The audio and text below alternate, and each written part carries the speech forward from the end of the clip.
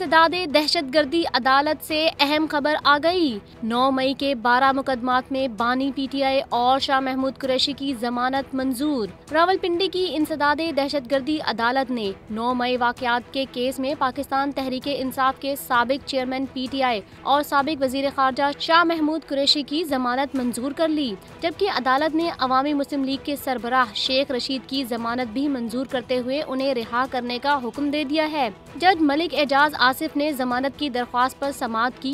PTI के वकील शेराज अहमद रांझा अदालत में पेश हुए थे। अदालत ने साबिक वजीर आजम की सानिहा 9 मई के 12 मुकदमात में जमानत मंजूर की है, जबकि साबिक चेयरमैन पीटीआई की GHQ आर्मी म्यूजियम हमला केस में भी जमानत मंजूर कर ली गई है। अदालत ने बानी पीटीआई को तमाम 12 मुकदमात में 1-1 लाख के जमानती मचलके जमा कराने का हुक्म दिया है। इसके अलावा अदालत ने शाह महमूद कुरैशी की भी 13 मुकदमात में जमानत मंजूर कर ली है।